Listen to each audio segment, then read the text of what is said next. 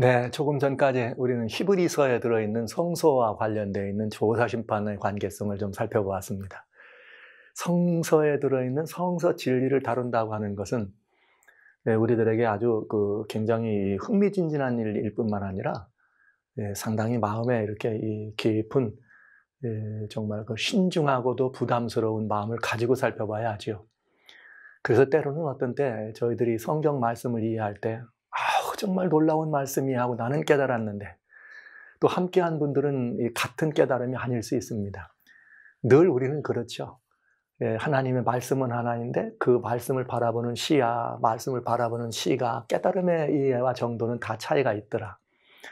그래서 어떤 때는 어떤 말씀에 대한 이해와 깨달음이 있을 때 이것밖에는 아니다 이런 표현을 하는 것은 매우 위험하기도 하고 조심스러운 일이 되기도 합니다.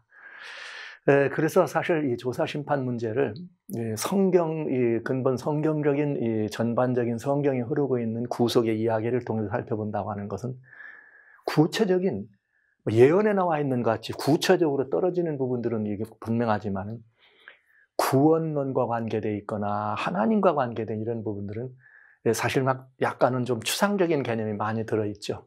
성경이 이것이라고 정의하지 않은 것들은 상당히 쉽지 않은 부분이 될 수 있습니다. 그래서 더 우리는 이 성서 진리라고 하는 말을 쓸 때는 정말 성경 말씀을 이것이 그러한가 해서 성경 66권에서 다루고 있는 모든 부분들을 자세히 다뤄볼 필요가 있는 것이죠. 그래서 작은 것이지만 이 성경의 모든 것들을 정확히 증명하기 위해서 여러 시간들을 나누게 되는 것입니다. 이어서 이제 두 번째 이 성서 진리의 시간을 보면서 어제는 히브리서에 들어있는 성소, 그래서 그 성소는 이 대부분 지성소였다고 하는 것을 여러 가지 방법으로 여러분과 같이 나눠봤어요.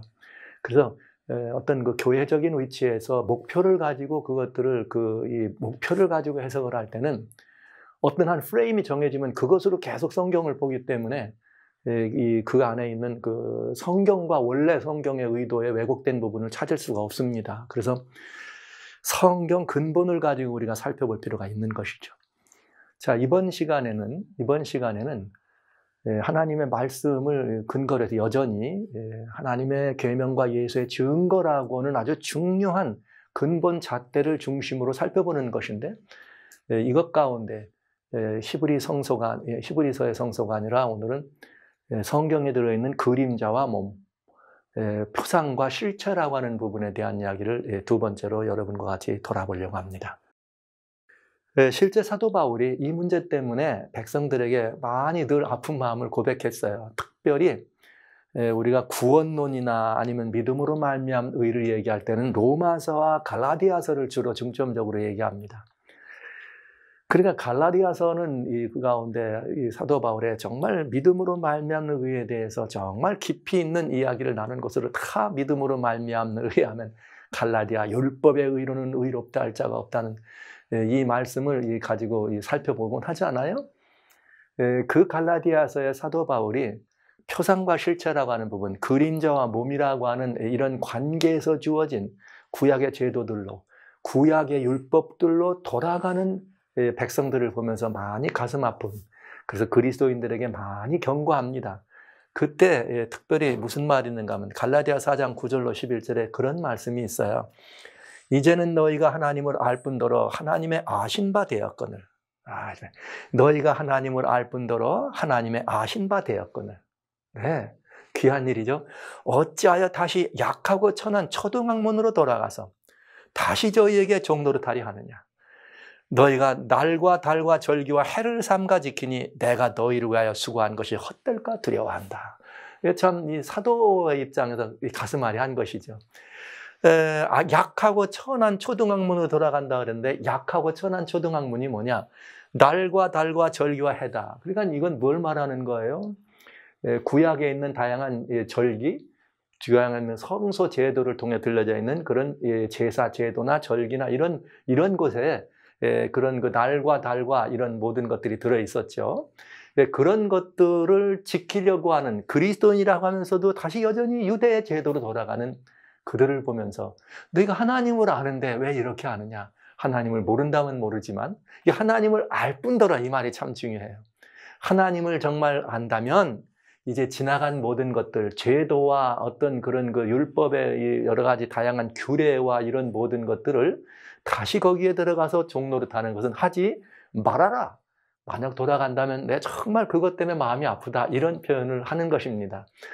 그래서 여기 나와 있는 날과 달과 절기와 해라고 하는 것은 다 뭘 말하는가? 그림자로서 몸인 실체를 가리키는 것이죠. 표상으로서 원형의 실체를 가리키는 것들입니다.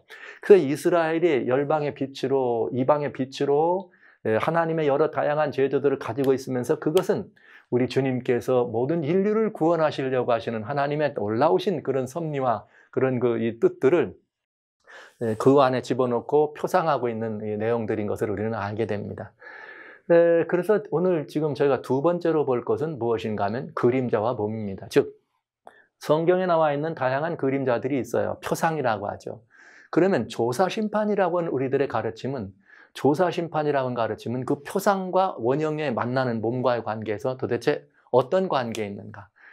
우리 조사심판은 언필증 이제 이것이 1844년에 속죄일의 원형을 만났다 이런 표현을 우리가 해야 되니까요.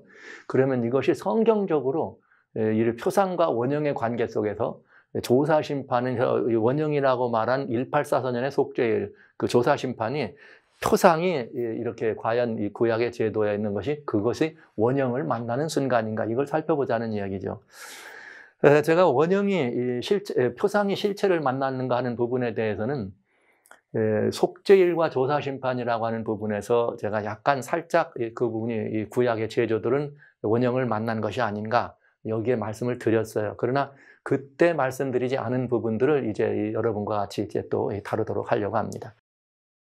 조사심판에서는 뭐라고 말씀하셨는가 우리 한번 보시겠어요? 구약의 제사도들은 십자가에서 먼저 원형을 만났는가? 이 문제예요. 성경의 이야기니까. 그런데 오월렐 크로이저, 제가 오월렐 크로이저를 많이 여러분에게 이렇게 인용하는 이유는 이분이 이 재림교회 성서론의 기초를 놓으셨습니다. 그리고 이 엘렌 화이트의 이 다양한 대쟁투든 어디든지 그 성서에 관한 이야기를 잘 보면은 초기 문집을 부터서 오월렐 크로이저가 얘기한 성서론에 대한 것을 이렇게 그대로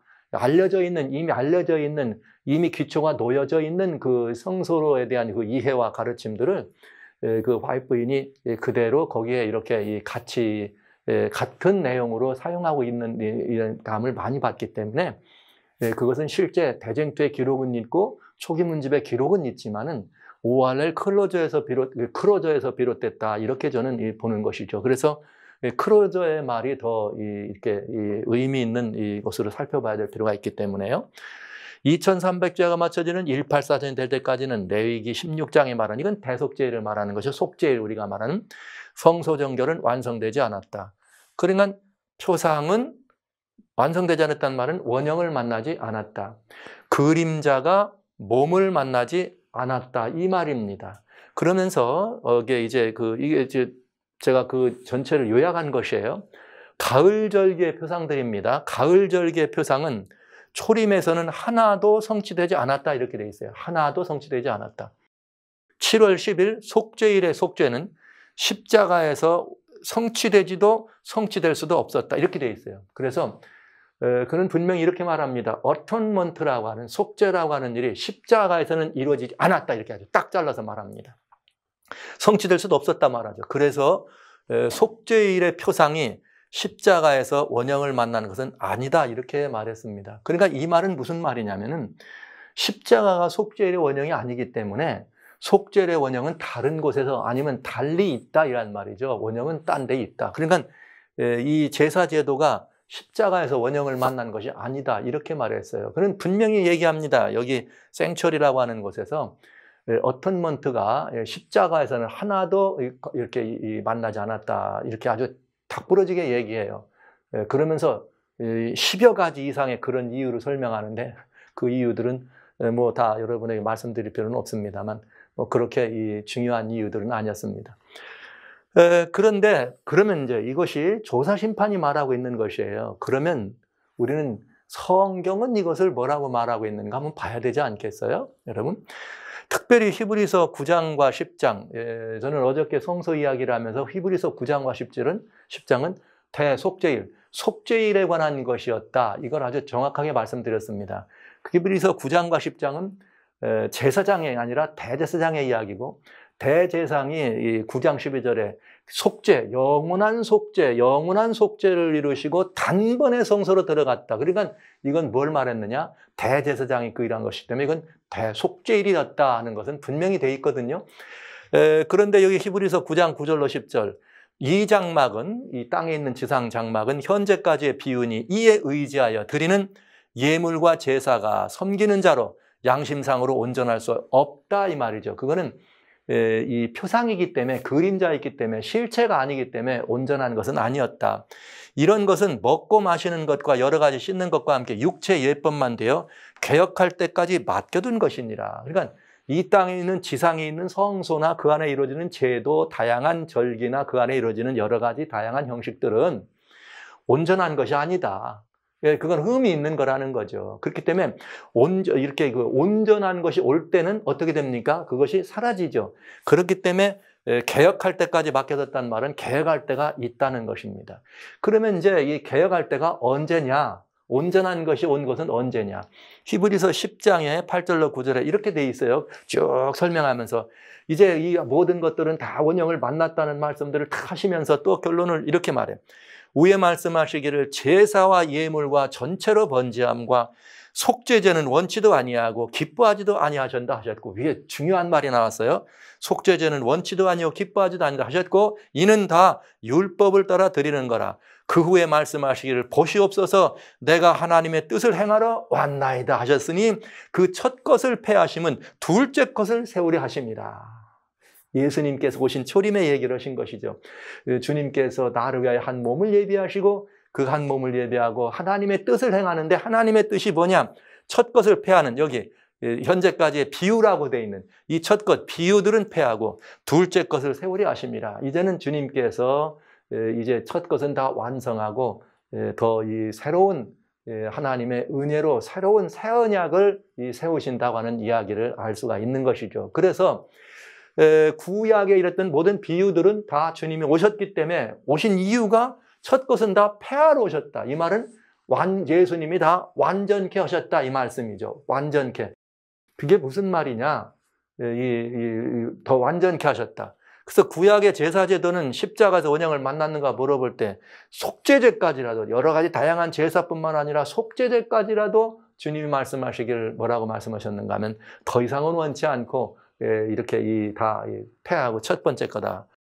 그래서 이제 이 바울은 또 이 말을 어떻게 얘기했는가? 그 첫 것을 얘기하면서 이제 비유로 준 것을 더 정확하게 설명하는데 뭐라고 말하냐면 골로새 2장 16, 17에 그러므로, 아까 히브리서 9장과 10장 같은 말이죠. 그러므로 먹고 마시는 것과 절기나 월삭이나, 히브리서 9장에서는 비유라고 설명을 했고 히브리서 10장에서는 제사 얘기를 드렸고, 이제는 그걸 합쳐서 먹고 마시는 것과 절기나 월삭이나 안식일을 인하여 누구든지 너희를 편론하지 못하게 하라. 이 말은 make no rule, 새로운 것들을 정하지 말아라. 이것들은, 절기나 월삭이나 안식일은 히브리서 말하면 첫째 것이요 온전한 것이 아니요 개혁할 때까지 놔뒀던 이것들은 여기 성경에 장래일의 그림자나 몸은 그리스도라. 그러니까 이 모든 것들은 그림자로서 실체이신 예수님, 몸은 그리스도라, 예수님을 보여주게 했다 이 말입니다. 그것은 표상이었고 원형은 예수님이다 이 표현을 하면 되겠습니다. 그러면서 이런 모든 것들은 그런 그 의식이와 이런 모든 것들을 통칭해서 이 범죄함으로 더한 법이죠. 범죄함으로 더한 법. 성경에 많은 다양한 율법의 얘기가 나와 있어요. 여기 특별히 시편 119편에 그 말이 쭉 들어있는데, 율법이라고도 하고 계명이라고도 하고 법이라고도 하고 규례, 율례, 증거, 또 거기 뭐 이렇게 다양한 주님의 도라고도 돼 있고, 뭐 이런 여러 가지 것들이 다 뭐냐면 율법입니다. 그런데 이 성경의 율법은 크게 둘로 나눌 수 있어요. 하나는 뭐냐? 범죄하기 이전에 있던 것과 범죄한 이후에 있던 것으로 나눌 수가 있습니다. 범죄하기 이전에는 법이 있었을까요? 있었죠. 왜요? 아담아, 너 선악과는 먹지 말아라. 생명나무 열매는 먹어도, 이게 다 법이잖아요. 그 내용이 구체적으로 우리들에게 가시적으로 전해지지 않은 것이지 그 형식은 있었다 이 말이에요. 그러니까 범법함으로. 그래서 율법은 뭐냐? 갈라디아 3장 19절. 그런즉 율법은 뭐냐? 범법함으로 더한 것이다. 그러니까 범법이란 말은 법을 범했다는 거죠. 그러니까 법이 있는데 그 법을 범했기 때문에 더해줬다. 이것이 하나님이 전한 우리들에게 말씀하신 거예요. 그럼 더한 법은 무엇이냐? 즉 죄가 들어옴으로, 범법함으로 더한 법이다. 그러니까 죄가 들어옴으로 더한 법은 뭐를 위한 법이에요? 인류를 구속하기 위한 여러 가지 다양한 법 가운데 회복을 위해서, 관계 회복을 위해서, 망가진 회복을 위해서 주신 법이 의식법이요, 의문법, 의문부라는 모세이로라고 하는 의식법이죠. 또 뿐만 아니라 범법함으로 여러 가지 다양한 법들이 전해진 모든 것들은 다 중보의 손을 빌어 베푸신 것인데 언제까지 있을 것이냐? 약속하신 자손이 오시기까지 있을 것이라. 왜 그러냐? 여러분, 범법했단 말은 범죄했단 말이잖아요. 죄를 지면 어떻게 돼야 돼요? 죽어야 되잖아요. 근데 죄를 죽은 사람이 죽어야 되는데 이 사람들을 죽이지 않고, 하나님께서 범죄한 사람을 죽이지 않고 대신 죽어주겠다 하는 그 상징으로 법을 주셔서 이렇게 올 것이다, 이런 일이 진행될 것이라는 걸 예표로 주셨다 이 말이에요. 그러면 그 상징으로 주신 것이니까 그 죄값을 누가 와서 그 죄값을 치르면 법은 어떻게 되는 거예요? 없어지는 거죠. 법의 효력이 없어지는 거죠. 왜? 벌금형을 받은 사람은 벌금을 낼 때까지는 법의 효력이 늘 살아있습니다. 그러나 벌금형을 받은 사람이 벌금을 낼 때까지는 살아있지만 내고 나면 그 법은 그에게는 해당이 안 되죠. 그렇기 때문에 범법함으로 더한 법이다. 그래서 예수님이 오셔서, 약속의 자손인 예수님이 오셔서 죄값을 치르면 그 법은 끝나요. 그래서 약속하신 자손이 오시기까지 있을 것이다. 이렇게 회복에 대한 것이죠. 그래서 구약의 표상적 제도들은 예수님이 오시면 어떻게 됩니다? 끝나는 것입니다. 여기 그리스도의 것으로서 그건 그림자의 역할은 끝나는 것이다. 몸이 와서. 그러니까 이 말은 그것은 뭐냐? 구약의 표상적, 상징적 제도들은 원형을 만났다. 이렇게 되는 거죠. 그러니까 조사 심판이 말하는 것처럼 만나지 않았다 하는 말과는 지금 유격이 있는 것이에요. 자, 이제 여기서 또 우리는 한 걸음 더 들어가야 됩니다. 왜냐? 그러면 이제 만났다는데, 원형을 만났다는데 1844년이 속죄의 원형이 되면 어떻게 되는 거예요? 조사 심판은 가을절긴 나팔절과 대속죄일이, 그 다음에 초막절까지 다 해서 1844년에 이르러 원형을 만났다는 거죠. 초막절은 재림 후 이루어진다는 거죠. 그러니까 아직 모든 절기가 예수님 십자가에서 이루어진 것이 아니라, 그럼 여러분, 단순한 얘기예요. 성경은 그림자였는데 몸은 예수님이라, 약속의 자손이 올 때까지 있는 모든 법들이기 때문에 약속 자손이 오면 개혁할 때 이래서 끝난다. 이제는 더 이상 원치 않고 허락하셨다. 완전히 하셨다고 성경은 말하는데 조사심판은 아니라. 뭐가 높다고 여러분 생각하시는 거예요? 지금 뭐가 높다는 얘기예요? 성경은 원형을 만났다. 조사심판은 원형을 만나지 않았다. 그러면 뭐가 높다는 얘기입니까? 우리는 무슨 말을 들어야 할까요? 여기 성경에 우리에게 이 글. 그러나 여하튼 이런 이 원형을 만났는가 이런 것에는 우리는 성경에 강력한 두 가지 도전이 있다. 이렇게 되면은 뭐냐? 속죄일의 원형이 1844년이라고 하면 우리가 굉장히 큰 구속의 원리, 그 다음에 구원의 이 과정만 아니라 구원 사역하라 말하는 여기에 기독교 신앙 안에 굉장히 중요한 원리의 커다란 이 충격을 받게 됩니다. 그건 왜 충격을 받게 되느냐? 이런 충격을 받게 돼요. 1844년에 속죄일의 원형을 만났다면, 여러분 속죄일의 원형을 만났다면 어떻게 돼야 되는가? 그때까지는 원형이 안 왔다는 거죠. 1843년까지는. 근데 속죄일이라는 건 매년 들이던 것이었어요. 그럼 원형이 안 만났다면 원형이 올 때까지는 이걸 어떻게 해야 돼요? 지키고 있어야죠. 원형이 오지 않았는데 안 지키면 안 되잖아요. 원형이 올 때라야 패하는 것이니까. 그러면 대속죄일, 1844년이 속죄일의 원형이면 그럼 원형을 만날 때는 누군가는 절기를 지키고 있어야 된다는 거죠. 이게 대단히 중요한 문제예요. 그러면 절기를 지키는데 여기서 또 이제 문제가 생겨. 무슨 문제냐? 만약에 이 제도가 그 절기를 지키는데 유대인들에게 그러면 이 제도가 아직 주어졌던 제도잖아요. 표상적 제도는. 그러면 그 절기를 유대인들이 지켜야 합니까? 그때까지? 아니면 누가 지켜야 합니까? 여러분, 이게 또 문제가 생겼대요. 왜냐하면 만약에 이 제도가 아직도 원형을 안 왔으니까 여전히 1844년까지 이걸 맡겨져서 유대인들이 해야 된다면 이 기독교 본질적인 문제가 발생해요. 왜냐? 그것은 구약 이스라엘과 신약 이스라엘의 문제입니다. 왜? 십자가 이후에는 구약 이스라엘은 모든 율법을 뭐 이렇게 행하고 뭐 하는 그런 의무에서 벗어났잖아요. 왜? 그들이 구약 당시 제사장이었어요. 그러나 신약에 와서는 그렇지 않아요. 그 임무를 누가 받습니까? 영적인 임무죠. 새 언약의 이스라엘이죠. 그러니까 영적 이스라엘이 그 임무를 받습니다. 그리스도인이. 그러면 이게 지금 큰 문제가 되는 거 아니에요? 누가 그걸 지켰어야 됩니까? 그리스도인일까요? 유대인일까요? 만약에 유대인이 지켰다면 우리는 아무것도 아니죠. 1844년까지는 아직 구속이 이루어진 것이 아닙니다. 왕 같은 제사장이라고 말씀하신 이 모든 것들은 정말 다 엉망진창이 돼버리는 거죠. 왜냐?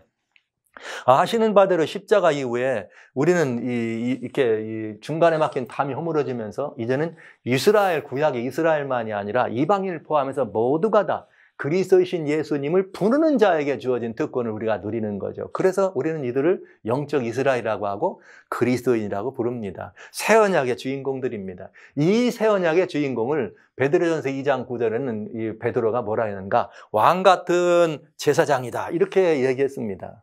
그러니까 유대인들이 표상적인 제사장이었다면 이제는 그리스도인이 원형이에요. 어제 잠깐 그런 말씀 드렸어요. 근데 어제 아마 여러분들이 이게 조금 아주 너무 중요한 말이니까 생각과 온전한 말하자면 그 명상을 통해서 더 깊어지기를 제가 원합니다.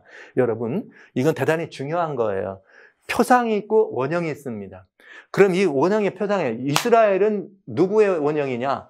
신약 그리스도인의 누구의 이 표상이냐면 신약 그리스도인들의 표상이에요. 하나님과 관계가 온전히 회복된 사람, 예수님을 통해서.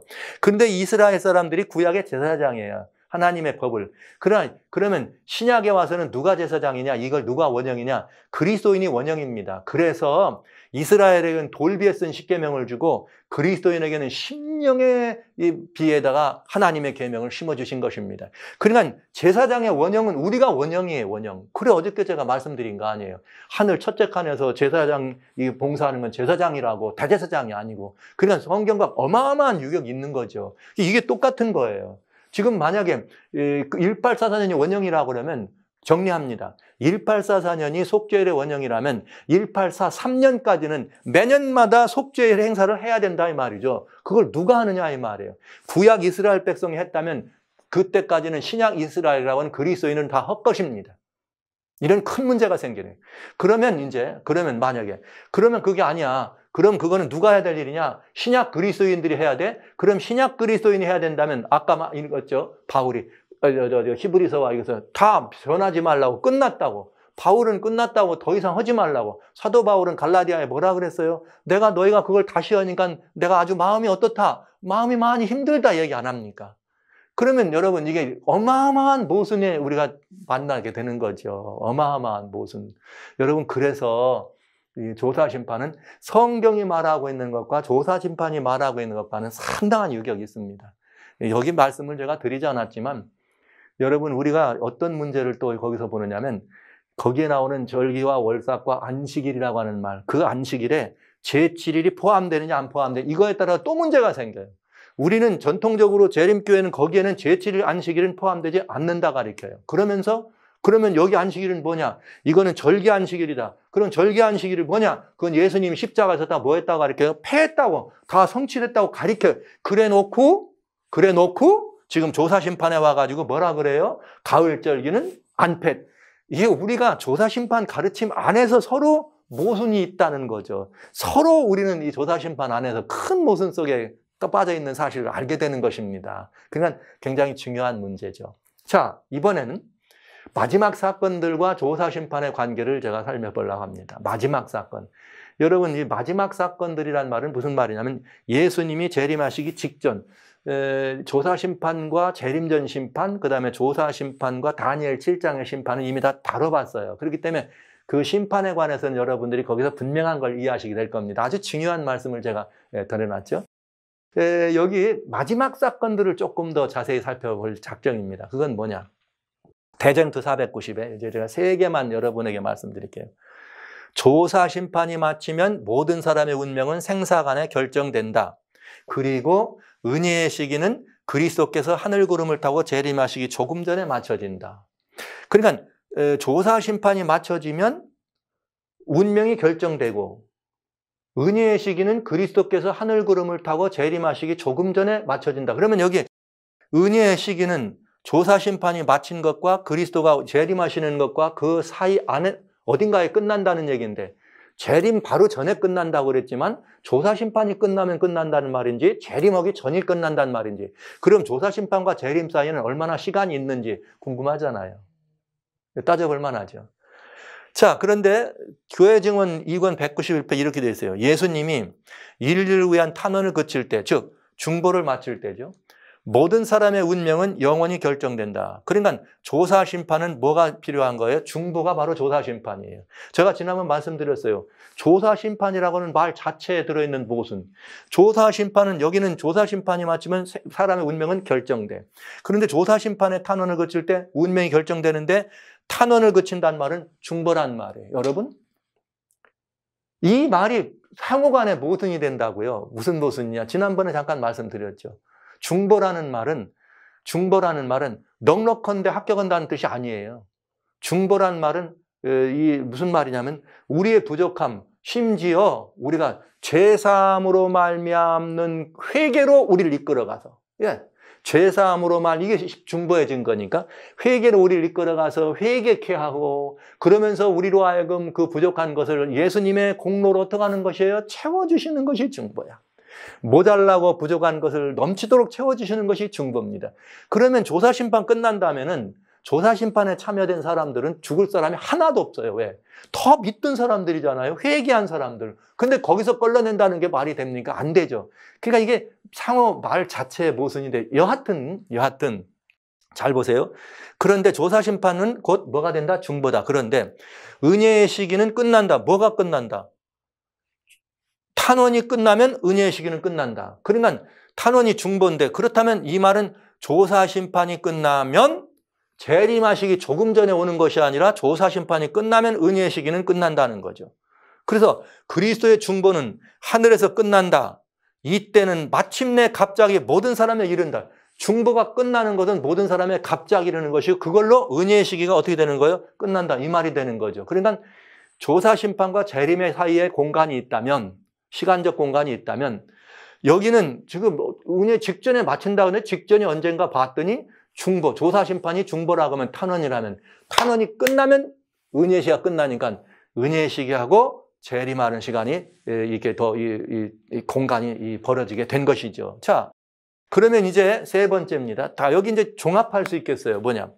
그리스도께서 성소에서 당신의 중보 사역을 마칠 때 짐승과 우상에게 경배하고 표를 받는 자들에게는 이미 경고한 자비가 섞이지 않은 진노가 내릴 것이다.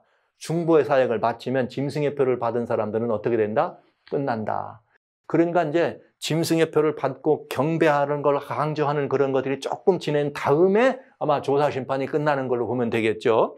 하나님께서 이스라엘을 구원하려 했을 때 애굽에 내린 재앙은 하나님 백성의 마지막 구원 직전에 이 세상에 내릴 더욱 무섭고 큰 규모의 형벌과 사실상 유사하다. 출애굽의 재앙과 유사하다는 말이에요.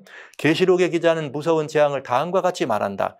악하고 독한 헌대가 짐승의 표를 받은 사람들과 그 우상에게 경배하는 자에게 나더라. 바다가 죽은 자의 피같이 되니 바다 가운데 모든 생물이 죽더라. 이게 뭐냐면 환난이에요. 즉 여기 이제 세 개를 다 요약하면 무슨 말이냐? 중보가 마치면 은혜의 시기가 마치고 은혜의 시기가 마치면 어떻게 된다는 거예요. 여기서 마칠 때 환난이 이렇게 7재앙, 여기서 말한 이 환난은 바다가 죽은 자의 피같이 된다는 말은 7재앙입니다. 7재앙이 온다는 얘기죠. 자, 그러면 이제 한번 보시겠어요? 정리합니다. 자, 의인들의 환난, 뭐 죽을 사람들은, 거기 한 사람들은 볼 필요 없어요. 심판에 들어가는 사람은 볼 필요 없고, 조사 심판이 끝나면 의인들의 운명도 어떻게 된 거예요? 결정된 거죠. 중보인데 어떻게 끝나느냐, 이거 떠나서 그냥 의인입니다. 합격했습니다. 의인들의 운명도 결정됐어. 합격했어요. 그러면 하늘에 합당한 사람들로 하늘 재판정에서 판결 납니다. 이게 조사심판의 가르침이에요. 조사심판의 가르침이라는 거 꼭 명심해 주세요. 그러면 끝난 거죠. 그런데 문제가 있어요. 판결이 끝났는데 마치 재판정에서 나오고 봤더니 무슨 일이 벌어져? 지상에는 환난이 오더라. 근데 이 환난이 어디에게도 닥쳐오느냐? 7재앙 가운데 야곱의 환난으로 핥혀지는 개국 이래로 없던 환난이라 그냥 너무 그 환난이라고 성경은 우리는 알고 있고, 우리는 그 환난이 아주 힘든 환난으로 알고 있습니다. 주님이 시간을 끝쳐줘야 될 정도로. 그러면 어떤 문제냐? 만약 여기서 이미 심판이 끝난 의인들은 환난이 와도 모두가 승리할 것을 전제로 해서 합격 판정을 받았느냐 이 말이에요. 합격을 한 사람은 환난이 와도 통과할 수 있도록 그 합격이냐? 중보가 없이, 중보가 끝났단 말은 중보자가 없단 말이에요. 중보자가 없이 서야 된단 말이에요. 그런데 환난은 와요. 그러면 그 환난이 와도 여기 통과한 사람은 괜찮다는 말이냐 이 말이죠. 이 말은 중보가 없지만 그들의 구원은 주님께서 뭐예요? 보장해줬다 이렇게 말씀하시느냐 이 말이죠. 만약에 이거를 그렇게 보장했다고 하면 이게 이제 문제가 되죠. 왜? 이 calvin의 예정론을 이렇게 예정론, 우리는 튜립이라고 하면 예정론, 무조건 구원받기로 선택된 사람은 어떤 상황에도 구원한다 이렇게 돼 있는 게 예정론이잖아요. 그러면 조사 심판이 마치고 그 안에 환난 7재앙이 있어요. 7재앙이 있고 예수님 재림하시는데, 그럼 7재앙 가운데는 조사 심판 마친 사람들은 어떤 환난이 와도 다 모든 것이 다 보장되냐 이 말이에요. 만약 그렇게 보장된다고 했다면 그건 뭐와 마찬가지예요? 예정론하고 똑같은 거예요. 이 교회가 지속적으로 틀렸다고 얘기하는 그 예정론, 한 번 구원받기로 정해진 사람은 끝까지 구원받냐? 이런 예정론을 틀렸다고 하잖아요. 그것의 결정적인 상황 속에 우리가 빠져들어간다 이 말이죠. 이 말이 그 말이에요. 중보도 없는데, 그죠? 중보도 없는데 조사 심판이 끝났어요. 나는 이제 구원이 보장됐다고 선언했다고 확정됐다고. 그러면 내가 환난을 통과하는데도 이때도 구원이 보장됐느냐 이 말이에요. 중보가 없이. 그런 의미로 만약에 조사 심판이라면 예정론하고 다른 게 없다 이 말이죠. 왜? 성경은 또 그렇게 말하고 안 하니까요. 왜요? 이 환난 가운데 6번째 환난이 아마겟돈 환난입니다. 그 아마겟돈 환난 때 성경은 뭐라고 말하는가? 계시록 16장 15절에 이렇게 말합니다. 내가 도적같이 온다. 누구든지 깨어서 자기 옷을 지켜 벌거벗지 않고 벌거벗고 다니지 아니해서 부끄러움을 보이지 않는 자는 복이 있다. 이렇게 돼 있어요. 왜? 이 말은 야곱의 환난 때 누구든지 어떻게 되느냐? 자기 옷을 지켜서 벌거벗지 않는 자는 복이 있다. 그러니까 옷을 벗지 말라는 거죠. 주님을 믿음으로 입은 구원의 옷이죠. 믿음으로 옷은 영생의 옷이요. 믿음으로 입은 구원의 옷이요. 믿음으로 입은 용서의 옷입니다. 의의 겉옷. 근데 이 옷을 뭐 하지 말아라? 벗지 말라. 이 말은 벗을 수도 벗는 사람도 있다는 뜻이죠. 벗지 말라는 것은 믿는 자들에게. 그러니까 이게 대단히 중요한 거예요. 옷을 벗지 말라 이 말은 왜? 이미 구원이 확정됐으면 이 말이 필요가 없어요. 왜요? 그냥 통과하면 되니까요. 확정되고 뭐 했으면 구원받기로 작정했다면. 그러나 여기 이 말을 한 일은 굉장히 중요한 얘기 아닙니까? 어떤 일이 있더라도 옷을 벗고 부끄러움을 보이지 말아라. 이게 누구한테 보는 얘기예요? 옷 입은 사람한테 하는 얘기인가요? 아니면 옷 벗은 사람한테 하는 얘기입니까? 이건 옷 입은 사람이죠. 예수님을 믿는 사람이죠. 그 믿는 사람에게 벗지 말라, 벗지 말라. 이 말은 벗는 일은 위험하니까. 믿는 사람 가운데도 얼마든지 벗을 수 있는 사람이 있다는 것을 전제로 하는 얘기가 된다 이 말이죠. 자, 그래서 여기 조사 심판에, 그래서 이건 굉장히 중요한 하나님의 공의예요. 왜냐? 하나님의 공의와 사랑은 이게 어느 구별이나 차별이 없어. 이 말은 무슨 말이냐면 모두에게 주는 말이에요. 모두에게 주는 말. 누구든지. 그러니까 대단히 중요한 거예요. 누구든지 이 재앙이 있다고 할지라도 거기서 예수님을 믿는 믿음을 포기한다면 누구라도 부끄러움을 당할 수 있다라고 하는 걸 전제로 한 것이죠. 그러니까 이 사건에 문제가 좀 있기 시작합니다. 자, 그 다음에 그런데 이제 여기서 끝나느냐? 아니라는 거죠. 그러니까 조사 심판이 가지고 있는 그런 그 성경적 이런 말하자면 프로시저, 성경이 진행되고 있는 관계 속에서 조사 심판을 적용시키려면 굉장히 성경이 말하는 구원의 본질과 이격되고 있다 이 말을 말씀드리는 거예요.